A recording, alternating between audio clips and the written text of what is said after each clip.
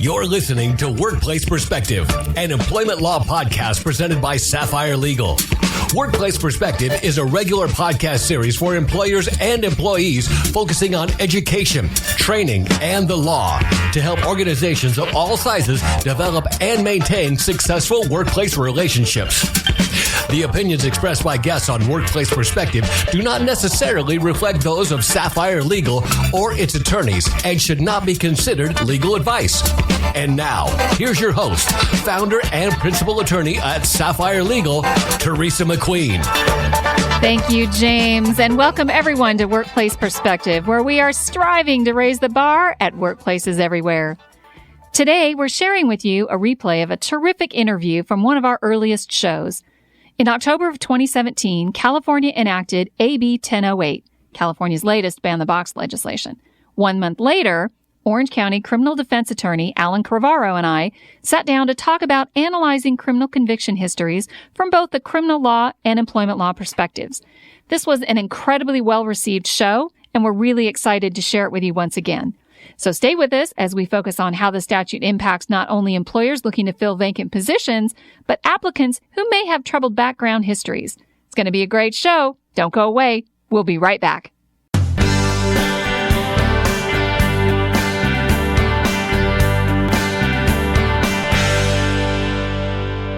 Alan and I are going to be talking about the newly signed Assembly Bill 1008, which is California's latest ban-the-box legislation aimed at preventing discrimination in employment based on an applicant's criminal conviction history.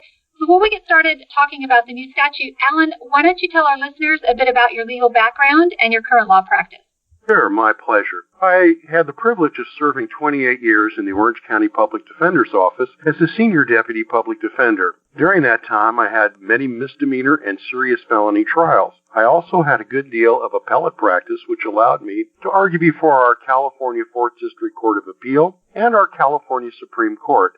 Presently, I'm in private practice locally in Newport and still represent individuals accused of crimes. In the last few years, as we've had changes in our legislation, I have represented people who have suffered convictions, but also now seek dismissal of the same from their records.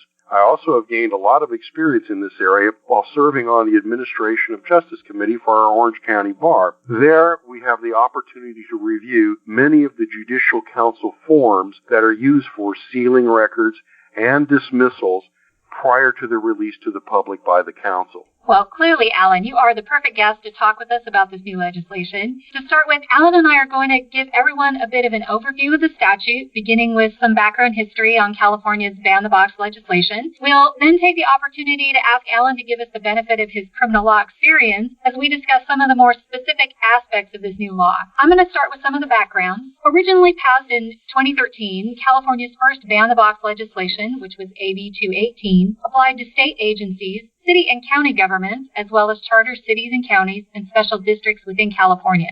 In 2015, federal agencies were also directed to ban the box, with prohibitions against asking applicants about convictions on initial job applications. Now, since about 2013, over 29 states and 150 plus cities across the nation have adopted these ban the box laws. 9 states and 15 cities across the U.S. apply ban the box laws to both private and public sector employers. According to statistics provided by the state, nearly 1 in 3 adults in California have an arrest or conviction record sufficient to impair their ability to secure employment. Experts have also found that securing employment post-conviction reduces recidivism. Research also shows that individuals with conviction records who secure employment tend to have lower rates of turnover and higher job promotion rates. I thought that was a great statistic. And personal contact with potential employers has proven to reduce the negative stigma of convictions by approximately 15%. This new statute amends Section 12952 of the Government Code and repeals Section 432.9 of the California Labor Code and takes effect January 1st of 2018. Let's take the time now to focus on the specifics of the statute and how it impacts not only employers looking to fill vacant positions, but applicants who may have troubled background histories. Alan, to start us off with, why don't you let everyone know under what circumstances the statute does not apply?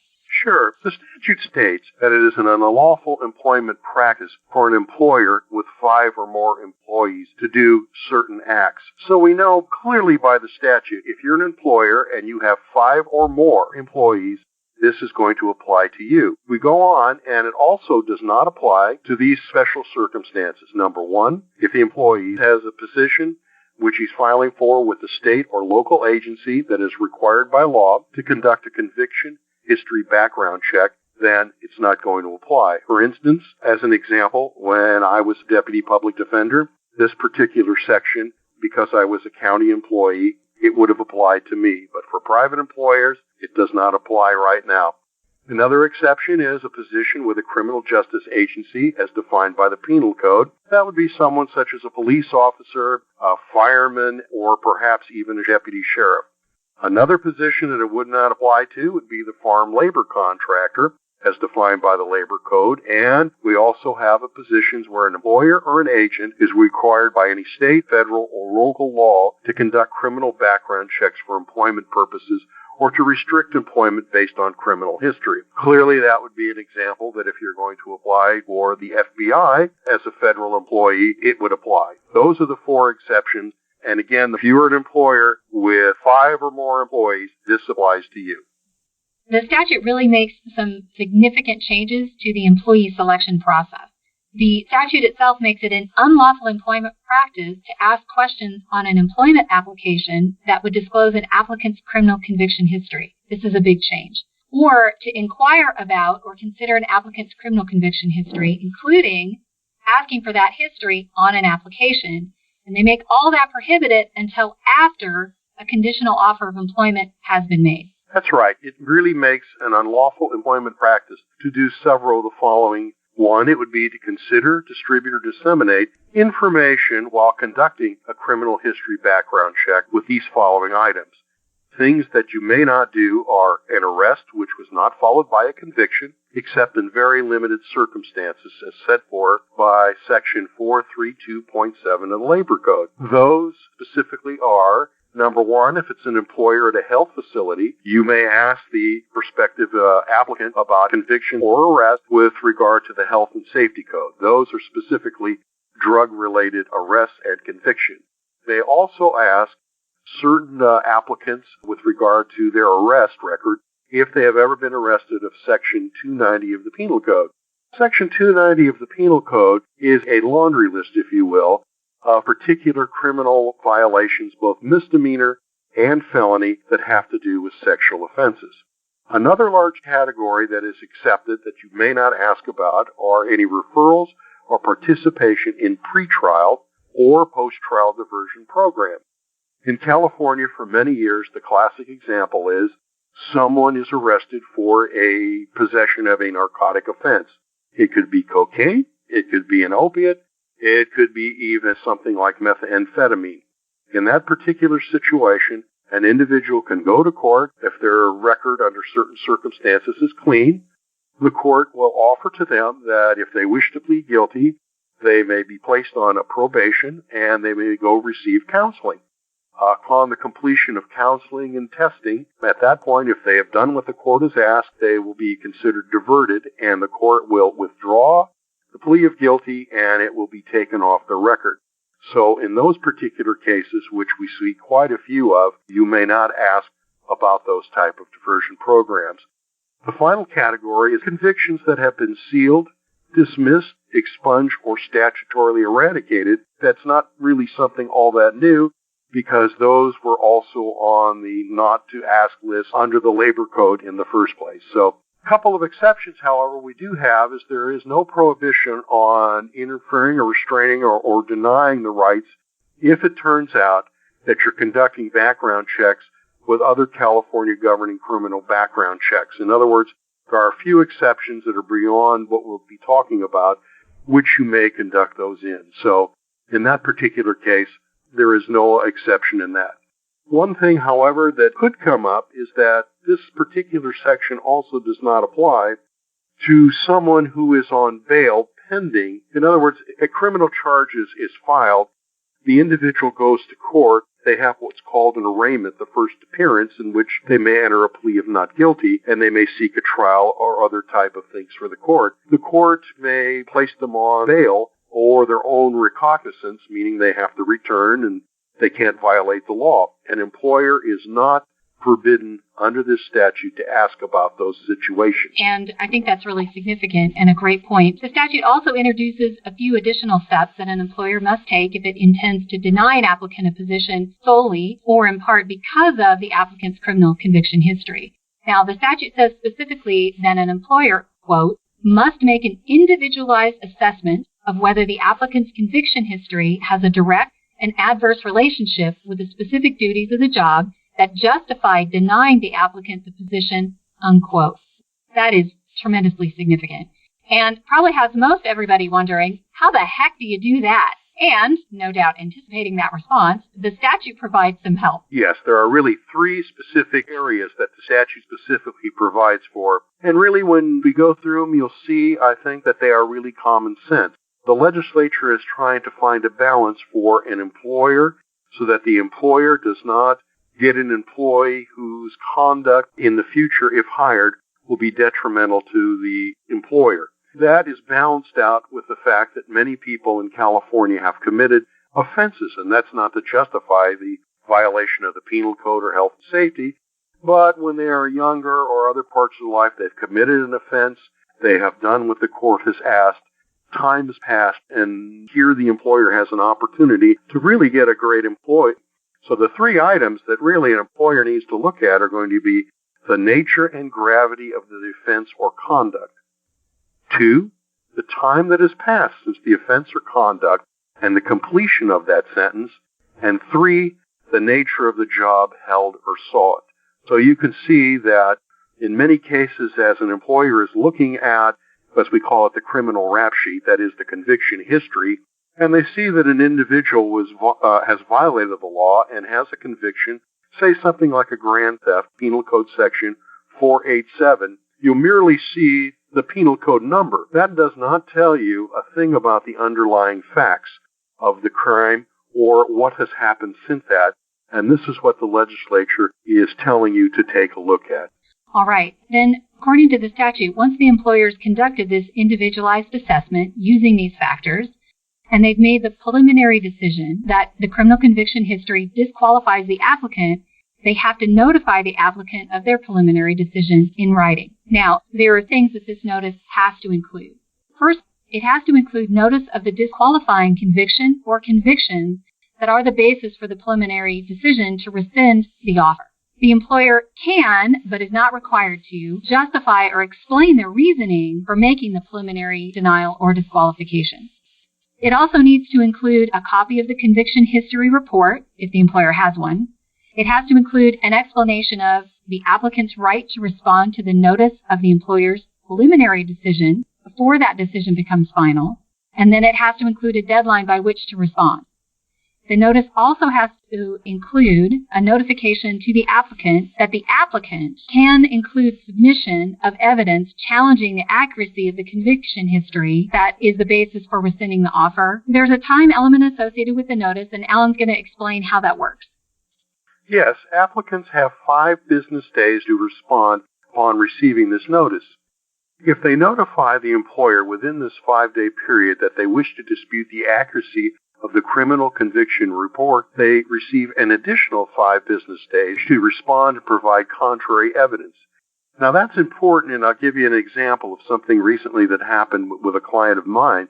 He was applying for an internet cloud service as a programmer. They used an out-of-state supplier to run the criminal convictions. We all know that we've seen many of those that are advertised on the internet. And it popped up that he had a conviction in a federal court in Chicago 6 years ago. Well, the client, of course, was very disturbed because he'd never been to Chicago, much less had a conviction in federal court. So by having this additional time, we were able to get the true rap sheet from California and clear up and show that although the individual had the individual reportedly having that conviction in Chicago in federal court may have had the same first, last, and middle name, he clearly had a different date of birth, and that was not my client. As a result, You can see that the employer, by having this opportunity and getting the time, we were able to give that contrary evidence to the employer, which resulted in my client, the employee, gaining the employment.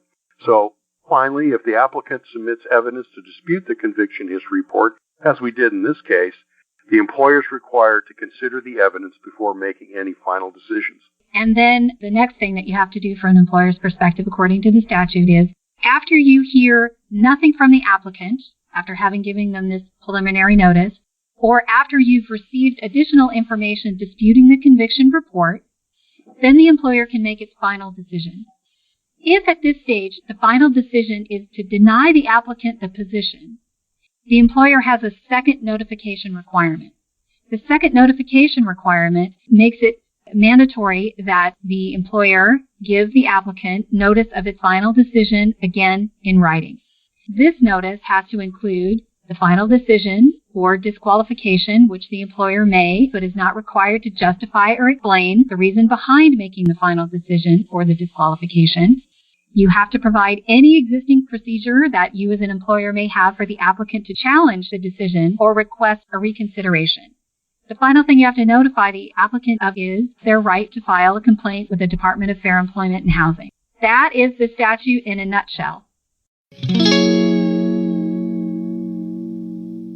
We're going to take a quick break, and when we come back, more thoughts from Alan on ban-the-box compliance and some unique takeaways for employers, employees, and applicants. Stay with us. We'll be right back. The average time a resume spends on an HR manager's desk is 7 seconds, and most of them are tossed aside. Now imagine if one of those resumes belonged to Yasmin, who was living in a shelter, juggling 3 jobs. I had to be resilient. That's something that you can't teach. Or if that resume was from someone who worked 12-hour shifts at the recycling company with my dad, who's 72. That taught me a work ethic that I carry with me every day. We rely so much on a resume, yet it could never tell the full story of someone. Growing up where I did, a lot of things could have gotten in the way of my goals. But I learned to push through, and that's what I bring to work every day. So maybe it's time we look beyond the resume and look to Grads of Life. Discover new ways to develop great talent that are so much more than what's on paper at gradsoflife.org. A public service announcement brought to you by Grads of Life and the Ad Council. OC Talk Radio. Streaming, not screaming. We hope you're enjoying this special replay of our Ban the Box interview with attorney Alan Crivaro. To hear more of these interviews, including our latest, please visit our website at sapphireLegal.com/podcast. And now, back to Alan. Alan, in looking more specifically at the statute, there are a lot of things that jump out at me as really concerning, both from an applicant perspective and the employee perspective. But let's start with this requirement to make an individualized assessment that we talked about. Where does an employer even start? Given the factors, I get why they put the factors in there. It makes perfect sense. But even having those factors in there, where does the employer start? Well, let's start with the definition to help everyone out. Exactly what are we talking about, what a conviction is, and this notion of conviction history. We recall earlier we discussed all of the things that you cannot ask about. The arrests that didn't result in convictions, the diversions, the convictions that have been dismissed, all of those are off the list. What is on the list is a conviction, and a conviction, the definition is not something new for employers in the sense that this new legislation uses the same definition as we find in the earlier labor code still on the books. And that is a conviction includes a plea, verdict, or finding guilty, and it doesn't matter whether the sentence has been imposed by the court. Again, you can ask about arrest for which the employee is out on bail or his own recognizance pending the trial. And another thing to recall is that in California, if someone has had a sustained petition as a juvenile by the juvenile court, meaning that they were 18 years or under, that is not considered a conviction. So if they have something that accidentally shows up on the record, which it shouldn't, but sometimes does, by the juvenile court, meaning they were 18 years or younger, that is not a conviction. So what you're going to find is that, again, looking at the nature and gravity, the time that has passed, the nature of the job. As I said before, a lot of times the things that the employer will be provided with is a conviction, but it will simply say a penal code number, and it will not tell the employer a thing about the fact. So let's run through a real easy example and see how simply knowing the number is not enough to solve this problem that has been put forth. That is, how serious was this, and does it really relate to the job? An example, let's say, for instance, a banking institution is seeking tellers. Obviously, you would certainly find it relevant to know that a candidate for employment had been convicted of felonious grand theft of money 5 years earlier when they were employed as a cashier for a retail outlet. Now, in the last few years, California defines basically grand theft. That is the taking of goods or money or services in the amount of $950 or more. Anything under $950 is now considered a petty theft, and that has been raised in the last 3 or 4 years. So, in contrast, consider the same prospective employer that they've learned that the candidate had been convicted for felonious grand theft, only to find out that the conviction was based on the fact that the candidate and 2 other girlfriends went shoplifting for a couple of pairs of expensive jeans and cosmetics from the local shopping mall when they were 18 years old. You could see that that could make a great difference in how one would look at that prospective applicant. I think that's important for people to understand that those limits have changed over the years, and each subsequent change in the law make what used to be an offense is all of a sudden not an offense anymore, or what it was before isn't as serious as it is now. And I think that's really challenging for employers. Oh, that's particularly true with narcotic offenses. California, in the last couple of years, things that had been felonies for, let's say, almost 100 years in our state suddenly have become misdemeanors. So the legislature does not view simple possession of methamphetamine, heroin, opiate, particularly marijuana, as serious offenses in the same way that they used to just a couple of years ago. There are many ways in which individuals can go and take that off their record that we'll discuss in just a moment. I know you and I spoke about this in preparing for today's talk. There's the California Code of Regulations, and I forget the section number, but it states that the time that's passed is really important because if you're trying to use a conviction, I believe it's 7 years or older. That is correct. Yeah, if you're using a conviction that's 7 years or older, there's this presumption that that's not good enough. So as an employer, you want to keep that in mind. They're trying to say exactly what you've been talking about, that if it's too old, things have likely changed, and that conviction probably doesn't mean now what it meant then. That's correct. That's really 2 Cal Code Regulation Section 11017. And that provides for 7 years. I can tell you from experience with superior court judges that traditionally we've used anywhere from 7, but usually 10 years as a washout period is what it's called. So an individual picked up a grand theft. They've been off probation now for 7 to 10 years. They led a lawful life. It was their only offense. The court is more likely to withdraw that plea and seal that record, and that's what we call that washout period. And the reason is there's a lot of research pointing that, unfortunately, young people, 18 through 25, their brains are still developing. They are not able to foresee the serious consequences that violations of the law could happen. Everybody knows when they're in college or high school age, we've all done things that we look in the past and say, my God, what was I thinking? The legislature is now taking that into account and saying, look, these people, they did something foolish when they were young. They really didn't think through. It was nonviolent. Let us give them a second chance. 10 years has passed. They're now adult, and let's really take a look now that they've grown up, how they're contributing to the community. We should not forbade them for the rest of their life to becoming a valuable member of our working community. And that's really the logic behind it. I agree. And in anticipation of the bill being signed, I had been advising some of my employer clients to start looking now at all of their job descriptions and to start making some of these initial assessments about the types of convictions that would likely disqualify an applicant. Like you've just discussed, so depending on the circumstances, someone with let's say a fraud conviction, would likely be disqualified from holding the position of bank teller, depending again on the circumstances. But I think at least thinking ahead and sort of conducting this type of assessment is going to go a long way in helping an employer to sort of short-circuit any claims of discriminatory hiring practices, because there are some things that you have to determine on the spot at the time.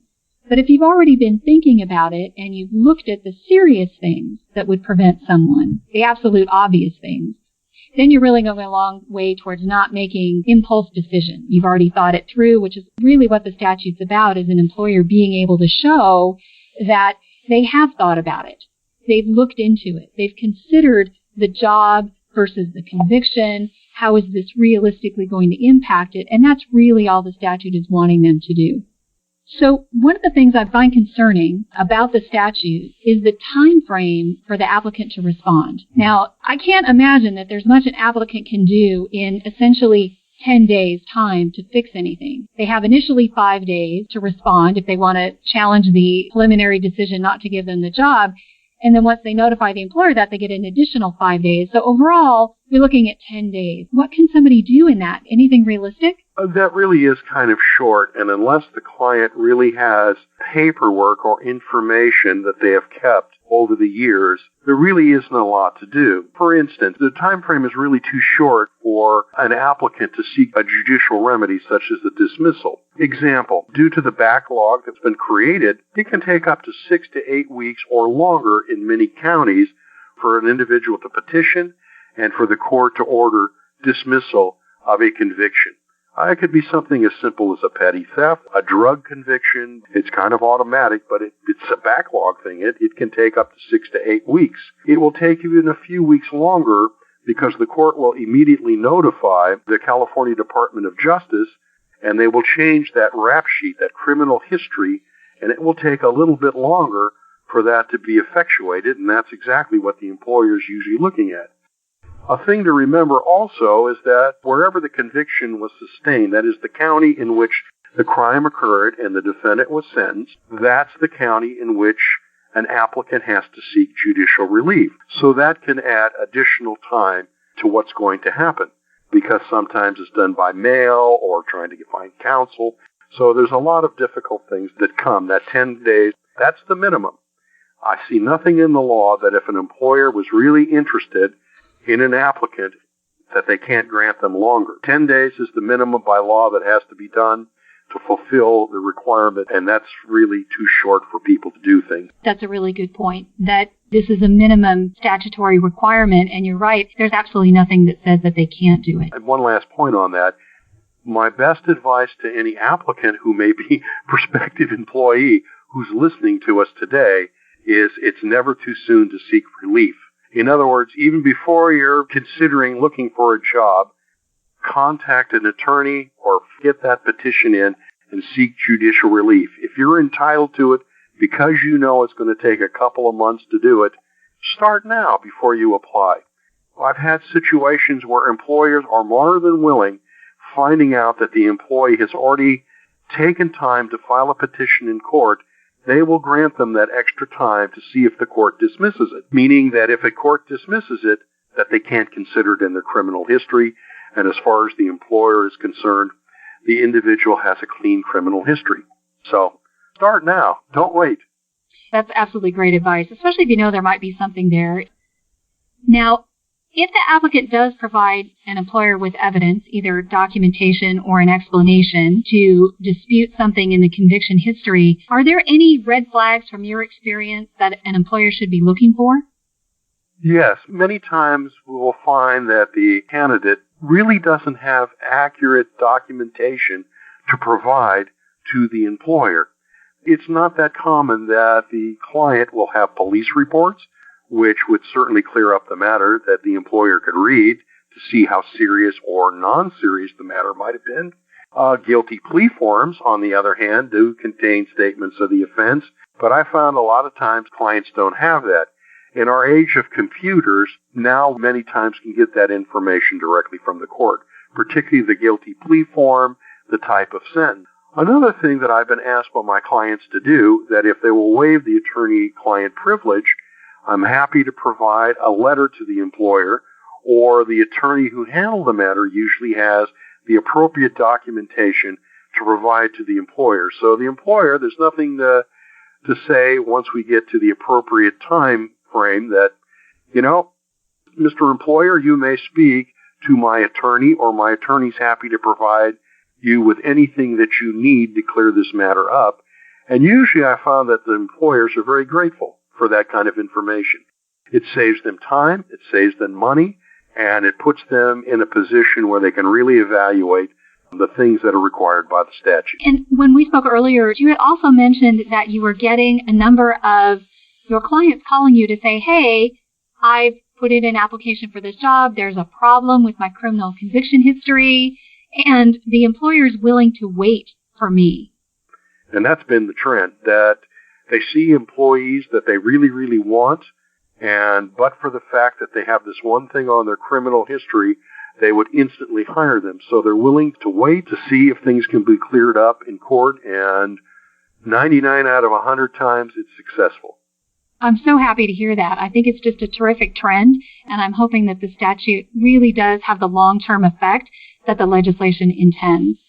Now, before we wrap things up for today, what are some other takeaways from today's program that you think people should be aware of? I think, number one, from the prospective employee's point of view, if you have a criminal conviction on your record right now, check with an attorney or the local public defender in the county in which you sustain that conviction. You may be eligible to take advantage of judicial relief, such as a dismissal, perhaps the sealing of record, and you should do so immediately. Don't wait to seek employment. Do it immediately. From the employer's point of view, if the conviction history is the only thing standing in the way of hiring a candidate, really take a close and long look at those factors, those three factors that are listed by the statute. Again, the nature and gravity. It's one thing to go in and steal a carton of cigarettes from the Target, and in those days, it might have been on your record showed that you had a commercial burglary. It's quite another situation that someone goes into the very same store and clean them out for hundreds of thousands of dollars of merchandise. How long is the time that's passed between that? Again, people change over time. They become more serious. They get married. They have children, responsibilities, and things, let's call them sins of our youth. We grow up and we change, and that's something really to take into a look, that if you've gone 10 or more years and you haven't had those same problems, more likely than not, this was an aberration in your life. And then again, the nature of the job. If you're going to be someone who is not handling money and you're going to be driving a truck, the question is, does it really matter if at the time you stole a candy bar when you were 19 years old, or that pack of cigarettes? Is that really something that's related to your skills to drive cross-country, to do other type of jobs, to work in construction? Probably not. So the relationship of the underlying facts which support a conviction and the nature of the position you seek to hire someone is extremely important. As I say, many times you'll find by going behind that penal code or health and safety code number or business and professions code number, there really is no logical relationship. So I'm not condoning behavior or violation of any laws of California, but the best way is to really take a look at those underlying facts. Those are my takeaways. Well, Alan, I really love your perspective on all this, and I so appreciate you coming on. I want to thank you for being on today's podcast, sharing your expertise and your experience with our listeners. You really gave some terrific insights and some very helpful information. Well, thank you. It's been my privilege, and I certainly hope that it helps all of our listeners out there. Thank you so much, Alan.